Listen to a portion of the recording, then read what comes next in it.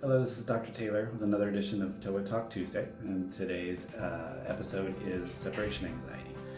So separation anxiety, which I have had to deal with multiple patients or pets, my own pets, has been a problem for a lot of people, especially now pandemic-wise, and we have some people where kids are finally going back to school. People might be going back to work when they have been almost 24/7, home with these animals, and the animals got used to it.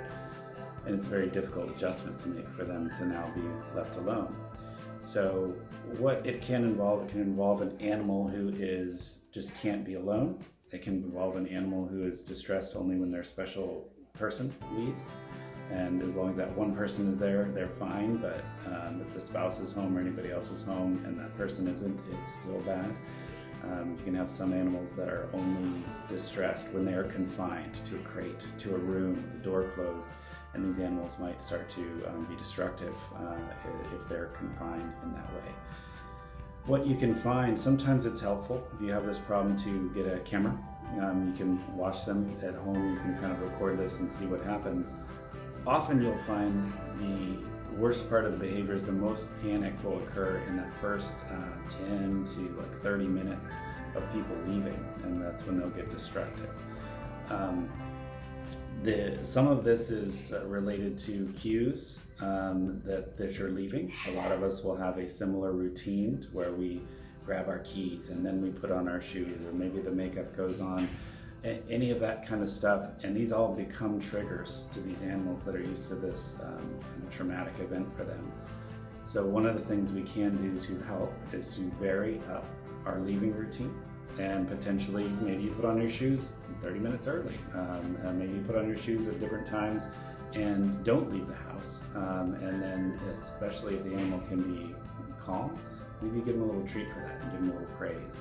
So varying up the routine, can be a help. What we can also do is try to make, as one behaviorist calls it, alone fun time instead of, we're leaving you. And so we're going to have some kind of special high value treat that we don't really get at any other times other than when we're going to be left alone. And that can be, it can be peanut butter in a calm. It can be something that's a little harder, it takes a little longer. It's going to be hopefully interactive and a little fun for the dog to use. Maze feeders or puzzle feeders, which are like kind of a little game where they have to open different compartments, potentially pull rope, something to work at it mentally also, get stimulation before they get the treat. So those things can all be helpful, and we're trying to make it so that it's fun when we're leaving. It's not just this horrible, anxious moment. The other things that can be helpful are Adaptil. Adaptil is a pheromone that will calm the dogs. And it's similar to the pheromone that the mother would have when she's lactating for these puppies. So it's supposed to bring them back into a calm state. It's available as a collar. It's available as a diffuser, like a Glade plug-in, but it doesn't really have an odor. It's just putting out this pheromone. And then a spray. We will potentially spray on a blanket, on a bed, whatever area we want them to feel kind of safe and comfortable. Maybe it's in the crate if that's where they're going to be left. And so that can all be helpful. There are times when we will use thunder shirts.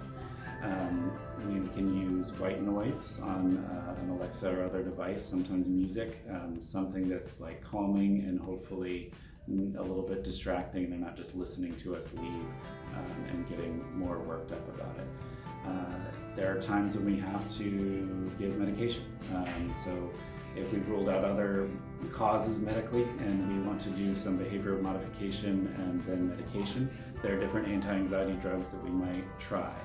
And last but not least, there is a behaviorist that we refer to for really severe cases that can't be managed with the regular regimen. We can refer, and they are able to work with you and try to figure out a good plan between counter conditioning, medication, and environmental change that we can make life easier on everybody. So I hope that helps, and we will see you next time. Thanks.